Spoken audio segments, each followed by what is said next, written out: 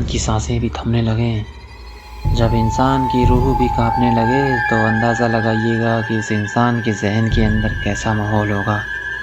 मान लीजिए कि आप कहीं काम करते हैं और अचानक से आपको कुछ ऐसी शक्तियों से सामना हो जाए जो अप्रत्याशित हों, जिन्हें देखने के बाद, या यूँ कहें कि जिन्हें महसूस करने के बाद आपको ज़िंदगी ही बदल जाए।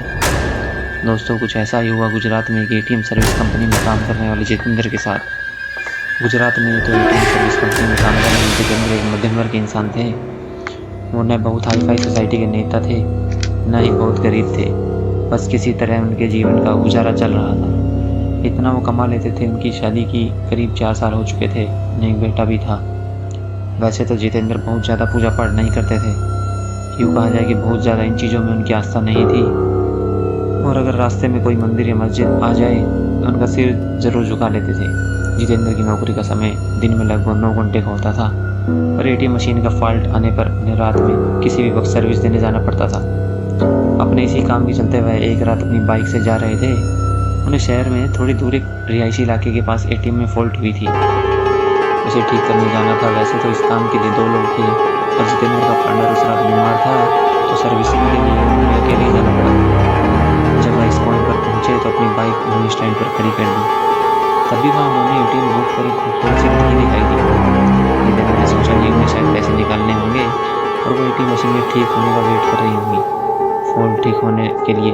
जैसे ही जितेंद्र एटीएम बूथ के अंदर गए तो वह लड़की भी पीछे पीछे अंदर जाने लगी। सिक्योरिटी गार्ड ने उन्हें बाहर रुकने के लिए कहा। अब जितेंद्र अपना काम शुरू कर चुके थे, तभी अचानक उनकी नजर उस एटीएम में बाहर पड़ी। वहाँ उन्होंने जो देखा उसे देख कर उनके पसीने छूट गए। बाहर जो लड़की खड़ी थी, अब वो वहाँ पर नजर नहीं आ रही थी। उन्होंने चारों तरफ नजर घुमाई, लेकिन उन्हें कोई दिखाई नहीं दिया। उनकी उत्सुकता बढ़े, चूंकि रात का समय था, वीरान सन्नाटा था। एटीएम जहाँ पर था वहाँ पर छोटा मोटा जंगल लगा हुआ था। यहाँ तक कि उस समय पर कुछ लाशों का भी दफनाया जाता था। हो सकता है यही सोच करके उनकी उत्सुकता बढ़ ही गई हो। उन्होंने दरवाजे से बाहर झांक कर देखा तो उनके रंगों में बहता हुआ खून भी बर्फ के जैसे जम गया था, क्योंकि बाहर खड़ी लड़की का चेहरा बुरी तरीके से बिगड़ा हुआ था और वो एटीएम कार्ड का सर अपने हाथ में लिए हुए खड़ी थी और वह जितेंद्र की ओर घूर घूर कर देख रही थी। यह सब देख करके जितेंद्र का दिल बेतहाशा तेजी से धड़कने लगा। उन्होंने वहाँ से नजरें हटा ली और सोचा कि हो सकता है कि ये उनका भ्रम हो, पर ऐसा हो तो नहीं सकता ना। वो ये सब सोच ही रहे थे कि तभी अचानक ये सीनियर का फ़ोन बज उठा। वह फ़ोन वहाँ का फॉल्ट जल्दी ठीक करने के लिए था। कांपते कांपते जितेंद्र फिर से काम पर लग गए। थोड़ी देर में उन्होंने एटीएम मशीन ठीक कर ली। इस बार एटीएम बूथ के बाहर देखने पर सर नॉर्मल लग रहा था। वह लड़की भी वहाँ खड़ी थी और एटीएम बूथ का गार्ड भी उसके आसपास आराम से खड़ा था। जितेंद्र ने सोचा कि पहले जो भी देखा होगा वह सब उसका भ्रम होगा। वह काम निपटा कर सीधा अपनी बाइक की ओर दौड़ा और जाने से पहले उसने एक बार फिर एटीएम बूथ पर नजर डाली। तब एक बार फिर से उसका दिल दहल गया। एक बार फिर वही लड़की बाहर एटीएम कार्ड का सर अपने हाथ में लिए खड़ी थी। इस भयानक नज़ारे को देखकर जितेंद्र पूरी तरह डर गए और वहाँ से भाग निकलते हैं। वापस लौटते वक्त भी उन्हें बार बार यह आवाज़ हो रहा था कि उनकी बाइक के साथ कोई ना कोई चल रहा है।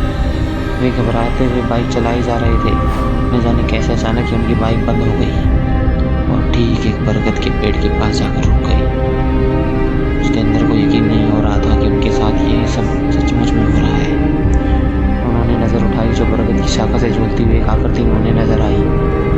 उसके साथ में एक आदमी का सिर था और वो अजीब घबराहट भरी आवाज़ में कुछ बोल रही थी। जितेंद्र ये सब देखकर वहीं जम गया। न उनकी चीख निकल रही थी, न ही उनके अंदर हिलने की ताकत बची थी। अब तो आलम यह हो चुका था कि वह चुड़ैल पेड़ से नीचे उतर रही थी, वह भी उल्टे पांव। उसके उल्टे पैर देखकर जितेंद्र की हालत बद से बदतर होती जा रही थी। उन्होंने आंखें बंद कर ली और भगवान को याद करने लगे, हे राम, हे राम। चुड़ैल उनके बगल में आकर के बैठ जाती है और उनका सर सहराने लगती है। इसके बाद जितेंद्र की हालत का अंदाजा हम खुद लगा सकते हैं। सामान्यतः तो इंसान इस हालत में शायद हार्ट अटैक से ही मर जाएगा, लेकिन जितेंद्र जी उस समय लगभग बेहोशी की अवस्था में चले गए थे। करीब 2 घंटे बाद जब उन्होंने होश आया तो जिन्होंने देखा कि उनके सर पर बाल ही नहीं थे। उन्होंने अपनी हालत देख के खुद पर तरस आ रहा था और डर भी विकराल रूप से लग रहा था। अब तो रात बहुत ज़्यादा हो चुकी थी। उन्होंने दोबारा से गाड़ी को स्टार्ट किया, लेकिन गाड़ी स्टार्ट होने का नाम ही नहीं लिया। बस उन्हें सुकून इतना था कि वो अभी तक जिंदा थे। लेकिन जैसे ही बाइक स्टार्ट हुई और उन्होंने बाइक को आगे बढ़ाया, वैसे उन्होंने साफ साफ महसूस हुआ कि कोई पीछे उनकी गाड़ी पर बैठा है। कोई दिख तो नहीं रहा था, लेकिन उन्हें दोबारा से साफ साफ एहसास हुआ कि किसी ने उनके कंधे पर हाथ रखा है।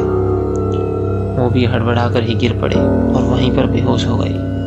और उन्हें जब होश आया तो वे एक हॉस्पिटल पर थे। कुछ स्थानीय लोगों ने उन्हें बेहोश पड़ा देखकर हॉस्पिटल पहुंचा दिया था। इस घटना के कई महीने बाद तक जितेंद्र हॉस्पिटल में रहे। अब इस घटना के बाद उनके साथ क्या हुआ क्या नहीं हुआ, ये आगे जानकारी मिलेगी आपको अगले। धन्यवाद।